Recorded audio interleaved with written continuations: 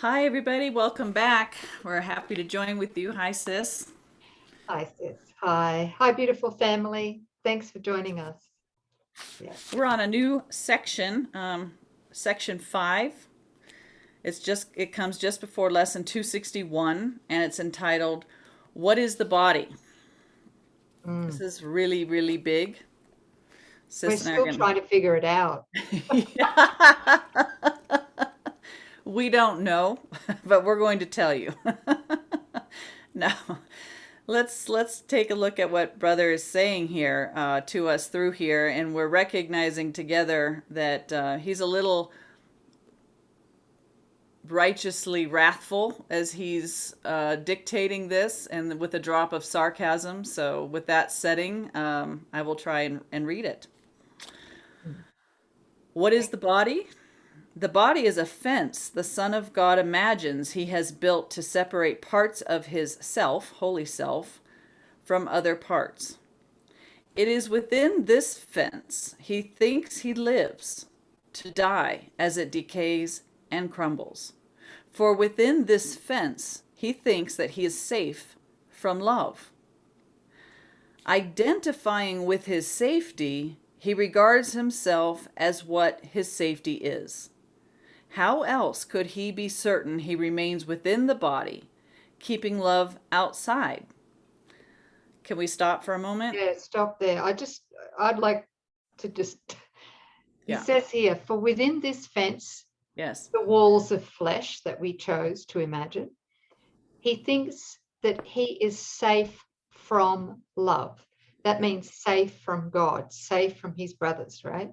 Safe from the memory that we are not mythical me, but that we are one being, one son of God. Okay, one Son of God. Okay. Identifying with his safety, which is separation and the walls of flesh, the body, he regards himself as what his safety is. The body. Okay. How else could he be certain he remains within the body, keeping love outside? Okay. So what I'm getting, we could just stop here for a second, is as I feel into this, what I'm getting is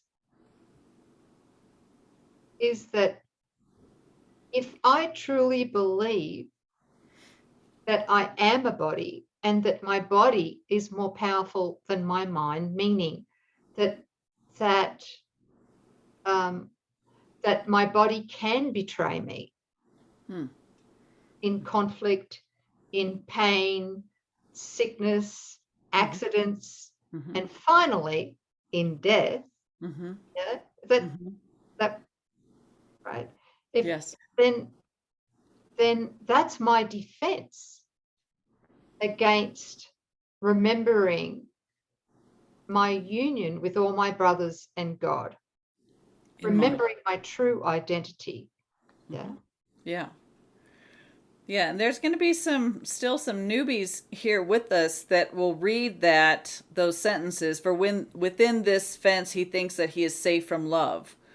And the last sentence, how else could he be certain he remains within the body, keeping love outside? Just come back and recognize love created us like itself. So God, who is love, created us in its image and likeness. You are pure love. And so that question of what would that be like to not be myself or to be separate from love? You need some way to sense yourself as apart from the one that we are, God, who is spirit, who is all. So that's the idea that the mind came up with of a body. Now, the body never became materialized. It isn't real and it's not outside of our mind, but there's that line. There's the border line or the fence that he's referring to here that the mind fell asleep and believes it jumped into. So now it is safe experiencing itself as separate, which was its wish behind the body. And now we call that me, right? Mm. So it's me versus the love that we came from. We need to constantly defend ourselves from the memory of love, from the memory of union. And this fence is what seems to keep us safe from that memory. Because if we did remember union and true and divine love, the idea of separation would be swallowed up in an instant.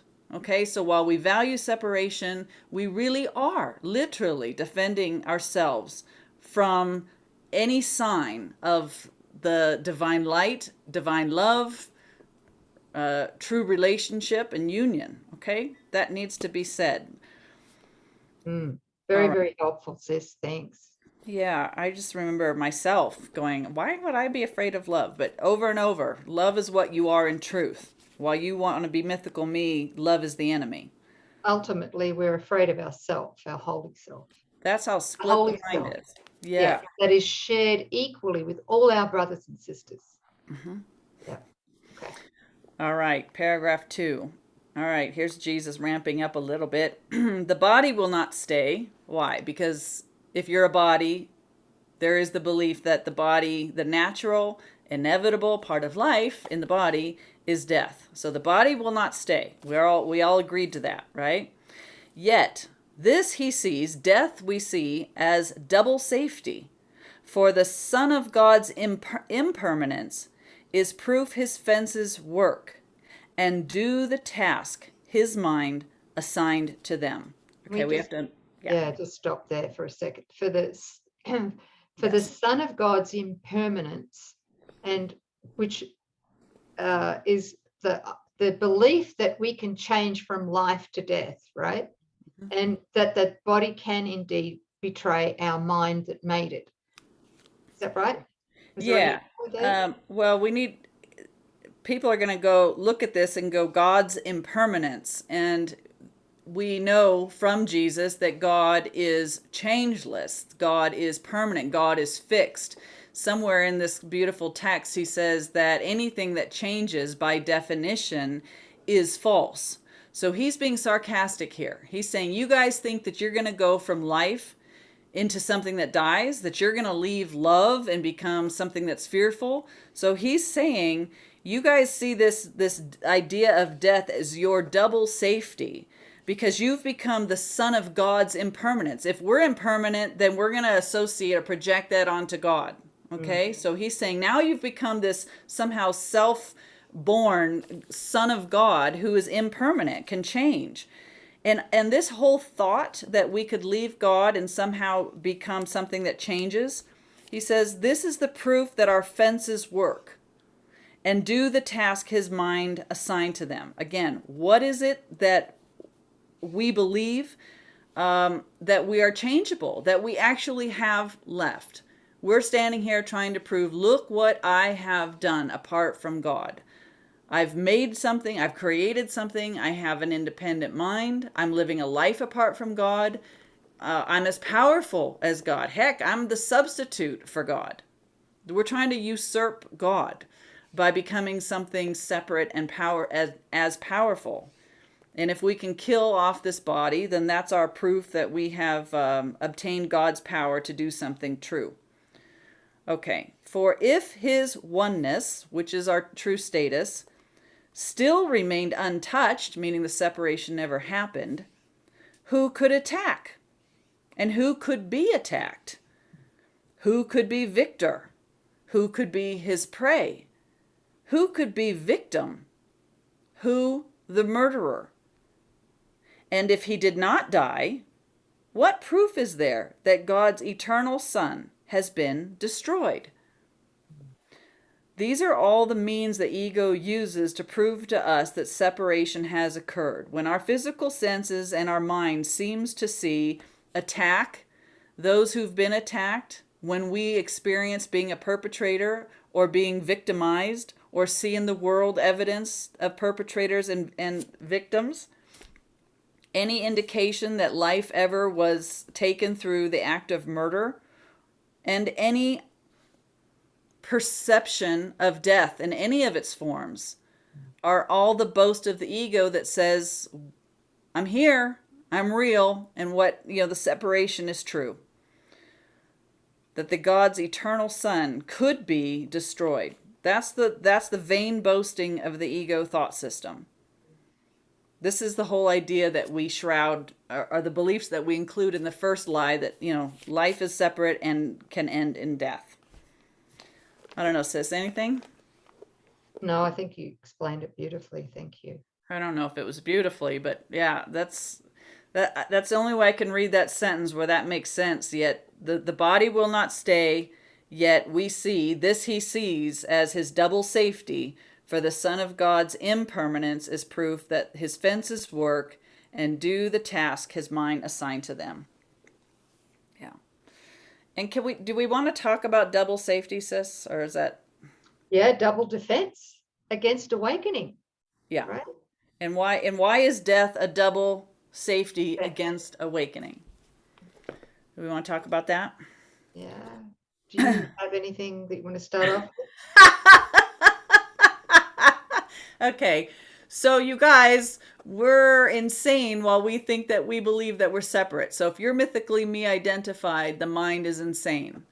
And yet, we still seem to have the ability, free will, to choose again, right? We had a choice to get on a spiritual path. We have a choice to join in holy relationship to overcome this belief that we're a body. There's still the option is available to us, okay? Now, remember that all of this is a belief of separation. Part of and a continuum of this belief is the belief of death. And so when when we all nod our head in consent that death is real, and the body seems to die of a loved one, say, they believe that they're dead, we're all agreeing that they're dead, that mind, based on the laws of this dream, no longer has the option to choose again. Per the laws of the ego, a dead person can't engage in holy relationship, can't experience a holy instant, doesn't have free will. That's why death would be seen as a double defense. It's another layer. It's probably the deepest layer, right? Of no light, no ability, no hope. No hope. Yet, because we're all the one Son of God, the work that we're doing is on behalf of those who believe that they are dead. And, it's interesting that somebody who believes that they have died doesn't have a body, needs to have a body to fuel the guilt that keeps this. Remember, the ego thought system requires guilt. That is its fuel. It needs guilt. Well, a dead person, as far as I know, isn't creating guilt in the mind. And so it's drawn back into this reincarnation cycle. It gets literally pulled back into this realm of body identification so that the mind is fed more guilt, more guilt. This is the cycle. We're dead. We don't seem to have a choice, but we need guilt. So we come back through birth into a body where we experience more guilt. But then the guilt kills the body, and on and on. And here we go. And there is no getting out of this crazy hamster wheel until we awaken from the belief that we are body bound. Right, which is forgiveness. Forgiveness, Perfect, holy relationship. perfect forgiveness, which can't be completed without holy relationship. That's the atonement. Yeah. That's the atonement. Yeah, it's really, while we believe in the ego's insane thought system, the body and the world, we are going to be terrified of returning to the status of the Son of God, right? Yeah. That we are, the identity. We're going to be terrified of that. But lucky none of this is real. Yeah, I'm just... You gotta laugh. Just from the moment of the thought of separation, our mind is in terror. We have terror here because we think that we're separate and it's us against the world. And we've got terror of God because we think God is going to punish us. And we're terrified of dying, so we prolong this mythical sense of ourselves. And then in death, the ego pursues us in death, so we're like, reincarnating back into these bodies. And it's all there. There's just no light in it. There really isn't, and I'm not trying to be a Debbie Downer. Thank God the next paragraph clears all this up for us. But Oh, you while don't we are, know what the next paragraph is because I want to share something. oh, go for it. Sorry. I want to I I'll want let to you. nail I want to nail the lid of this ego coffin down. Okay. All right. Can I share it? Are you enjoying your morning cup of tea, everybody? Oh, forgive us, guys. Please forgive us. Go ahead, Oh, sis. Lord. Okay, here we go. So if you're really interested in what we're talking about here, that death is the central dream of the ego thought system from which all illusions stem. That's how attracted we are unconsciously to the illusion of death. You know, it's all to escape awakening to the magnificent Son of God that we are, the child of God we are. You know, Jesus says here, so what I'm saying is to read the obstacles to peace. All right. That is the section to read. Chapter 19, the obstacles to peace. Mhm. And here's a paragraph from the attraction of death. He says here, those who fear death, and we all do, we're all trying to save our life. To the degree we're trying to save our life is the degree that we are actually attracting our death. That's the workings of the ego, right? Those who fear death see not how loudly and how often and how loudly they call to it, to death, and bid death come to save them from communication, which is God with our brothers and sisters. For death is seen as safety, the great dark savior from the light of truth, the answer to the answer. God's Right? answer, right? Yeah, Yes. God's answer, the silencer of the voice that speaks for God. Yet the retreat to death is not the end of conflict. Only God's answer is its end. The obstacle of your seeming love for death that peace must flow across seems to be very great, for in it lie hidden all the ego's secrets, all its strange devices for deception, all its sick ideas and weird imaginings. Here is the final end of union, death, right? The triumph of the ego's making over creation, the victory of lifelessness on life itself. In other words, death is more powerful than God. I mean, how insane is that? So, about death, he says here, ask not release of it, Mm-hmm. but the body, right? The body and death, because it's our use of the body through the ego and our special relationships in particular that um, that that results in, of course, disease, pain, and finally death Mm-hmm. of the body. So he's asking us, ask not release of the body, but free it from the merciless and unrelenting orders you laid upon it, and forgive it what you ordered it to do, remembering that the body's neutral. Right. In its exaltation, you know, in its us trying to seek pleasure and seek completion through the body, you commanded it to die, for only death could conquer life. And what but insanity could look upon the defeat of God and think it real? Yeah. Okay. So he does go on to say the next line, if you wouldn't mind, I'd like to read it, is the Sure. fear of death will go. And of course, this is the undoing of the body. The fear of death will go as its appeal is yielded to love's real attraction. The end of sin, that's it, the end of sin, which nestles quietly in the safety of your relationship, your holy relationship, protected by your union with your brother and ready to grow into a mighty force for God, is very near. Hmm. Okay, that's it. There's lots more to read there, but we don't Yeah. have time right now. Okay. Yeah.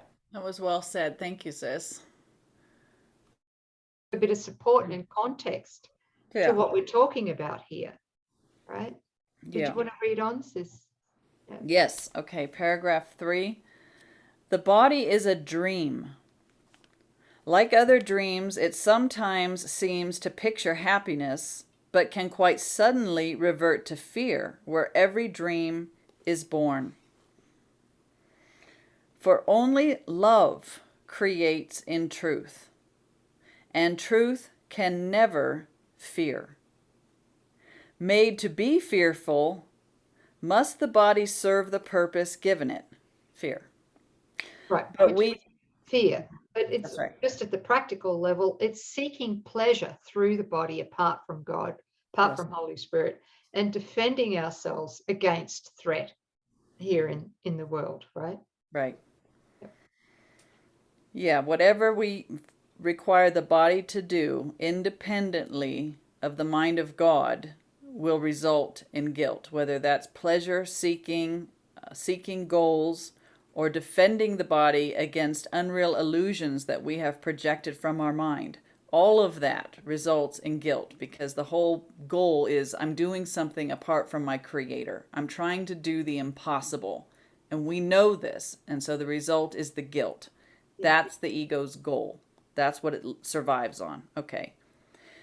Made to be fearful, must the body serve the purpose given it. But we can change the purpose, which the body will obey, by changing what we think that it is for. So right now, the body was an idea in the mind as a fence so that the ego we can let the ego operate it and identify as that for a sense of separation from love and from God and our holy self. But at any time, here's this neutral image still dangling in our mind. There's the body. How have you been using it? Well, lovelessly, but you do have the option and the choice right now to repurpose it. You made it. You govern it with your thought, what you desire. If you no longer desire the separation, you can give that body over to the Holy Spirit for its purposes, and it will place it in service to the will of God.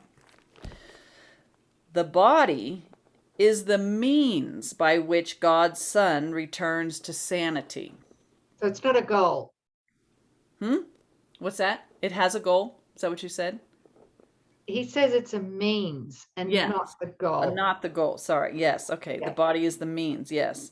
Though it was made to fence him into hell without escape, yet has the goal of heaven been exchanged for the pursuit of hell. The Son of God extends his hand to reach his brother and to help him, his brother, walk along the road with him. Now is the body holy. Now the body serves to heal the mind that it was made to kill. Wow. And he's talking about that holy relationship when we extend a hand to reach our brother. Now is the body holy. Now it serves to heal the mind that it was made to kill. You will identify with what you think will make you safe. That's really key. That just ties back to the beginning that we thought that our safety lies in the body, so we identified with it. So we will just automatically identify with whatever we think will make us safe. Whatever it may be, you will believe that it is one with you. Your safety lies in truth and not in lies. Love is your safety. Fear does not exist. Identify with love and you are safe. Identify with love and you are home. Identify with love and find your self, your holy self. Beautiful. Okay. So if we're identifying as the body, we're identifying with fear. If we're identifying with the mind, who's using the body to join with brothers, we're identifying with love. And he says as we do that, we are home in our true identity and safe. Yeah. Okay. Yeah, I was going to share a quote, but I'm not. I think maybe we're a little bit over time, right? Well, we still have to read lesson 261 also. Yes, yes. Okay. You go. Hey, Oh, you guys, that was a mouthful. I hope that was helpful. Sis, do you want to read 261? sure. Lesson 261. Yep. God is my refuge and security. God is my refuge and security.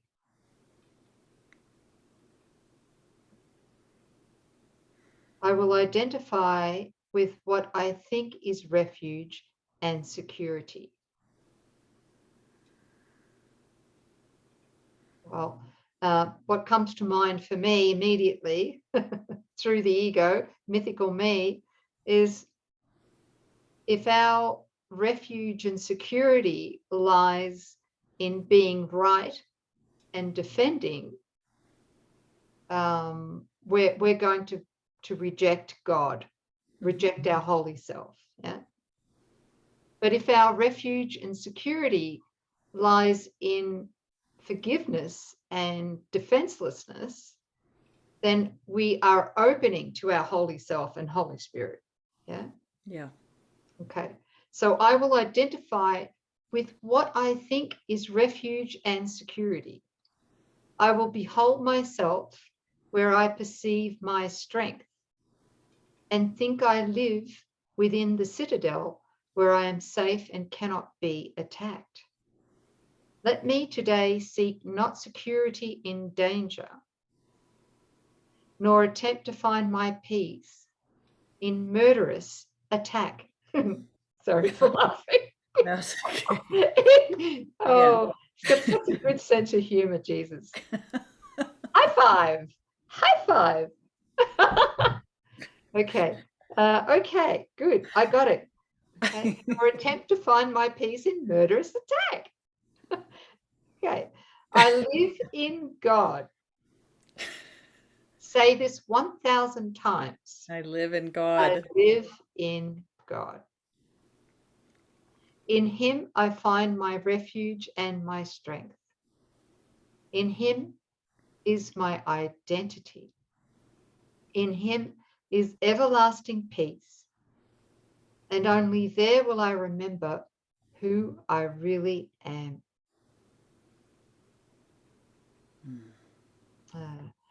Let me not seek for idols. I would come, my Father, home to you today. I choose to be as you created me and find the Son whom you created as myself. There's something really pinging for me. This truth that we will identify with what brings us safety. And I think I've mentioned to all of you along the way that the backbone idea or thought, and I thought this was it, was the I know mind. The mind that's always got to get it right, get it right, get it right. But what I've seen since then was that behind the mind that's got to get it right is a huge stress of having to do. So the one that feels like they have to do wants to get it right. And so I've been watching now the doer and how that is the usurping of God, who is the only activity. And so every time my mind is contracted into, you've got to do something, that I have believed in this incarnation that because I'm a doer, that that's where my safety is. And I have really believed that that was my safety. Like, I can do it. I can handle it. I've got the answer. I can save. I can certainly save myself. It gives me my money. It gets me my attention. That's my protection. And many of us have this plague. It might appear in another way. It might be our appearance. It might be our physical strength. It might be whatever it is, that seems to get us gain in the world. We believe we wouldn't have put so much effort in it unless we believe that it brought us our safety. So we identify with what we believe brings us our safety. So we need to recognize, identify that, and go, I've mistakenly believed that the doer was my safety. But the doer just kept the idea of mythical me going, and the end of mythical me is death. So instead of running for my safety, seeking safety, behind the scenes, this is the attraction to death. This bolstering of Coreen, right, as a person that does not exist, and the end of that idea is going to be death, because it isn't real. So it is in the surrendering. Great, I'm so grateful to see the doer, and then to surrender that in deep forgiveness. I'm sorry that I thought that there was anything in separation that I wanted. I'm sorry for using this theme, this flavor, to try and edge God out, right? Thanks, God, I've got this. I can do this even better than you. I don't want to hear you. I've also noticed that the doer keeps healing out. If a mythical me wants to be the doer, wants to be involved in some form of healing, or wants to be part of the miracle working process, there's no room for God in that equation. It's like, I'm going to take the truth so I can do something apart from God, which equals guilt. So just really recognizing this transfer over into God is my safety. And like he says here, in him is my identity. I live in God. So if it's not God doing the doing, if God's not ordering my thoughts, if the impulse that is my activity isn't from God, who is my life, then doing anything apart from my life is death. I'm already dead. There is no life flowing through me. I don't need to wait for a casket. Life is not flowing because there's an independent so-called doer sitting in the road. Yeah. And no judgment. I saw how I thought that was my safety. But I'm recognizing that brought me everything I don't want. That makes me completely exposed to the ego's laws. There's no safety in life apart from God. Do not place yourself under the ego's laws. Unless you want hell. No, thanks, sis. And just thinking for myself, the idea of being a people pleaser, which is specialness. There's another one too. Sacrifice. Yes. Being really good at being able to sacrifice myself for others. Right? That's another big one. Isn't it? Yeah. There's an idol. Sacrifice. There is no sacrificing God. We can't sacrifice ourselves without also asking every brother and sister to sacrifice with us. So there's no private sacrifice. Yeah, that's handing a tack out at the door. Everybody that enters gets a bag of self-attack. Thank you. And how about being the martyr, or that's it. I was just going to say that. Or clinging to some story of victimization. It's like, what's your theme? You have to have a theme to play a mythical me. No self-judgment, but we do have to be radically honest and recognize, what is it that I think that I do really well that keeps me safe, and recognize that there is no me, but that theme is the attraction to death.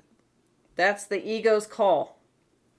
Every time we think we have a problem, every time we're feeling guilt, every time we're seeing conflict, and we believe it and we're triggered by it, that's our attraction to death. It's attraction to a life that's not there. I live in God. Either God is, life is, or God's not. He is, but if we're pretending that he's not. Right. So God is dead. Yeah. That's what we're standing here. God is dead. Yay, us. Look what we did. That has to come with truckloads of guilt. Oh, gee. Okay, How well, do you guys feel now? I forgive myself. Jesus already forgave all this. It's only happening in a dream. But hey, let's get incentivized to wake up, okay? Completely. Well, thank God it's an illusion of a black comedy, right? Yeah. Yeah. Thanks. Okay, guys. They should So, make a movie about it. have you ever seen Jesus, son of what? Jesus of Nazareth, son of God? What's the name of the movie? Oh, God. The Wow, first, Corinne, you just put my um, foot in my mouth. What's the the movie one in, about Jesus' life? yeah, Jesus of Yeah. Nazareth. Nazareth. Right. 1977 was made, I believe. Okay. Yeah. Yeah, good movie. Yeah. Great movie if you haven't seen it, because you're living it. All right, you guys. God is my refuge and security. That's where you'll find real refuge and security. Go to God. Beautiful. I Thanks. think we're done. I don't think they're listening anymore. No, no, no, our family's left, sis. Oh, no. I heard a cricket. Okay. Thanks for staying with us, you guys. We love Yeah, you. We're only thank giving this you. because we love you and we want us to see the whole enchilada, Yeah. not the Thanks surface. for staying with Okay. us. Thank you. Yeah. Bye, Thank you. guys. Bye.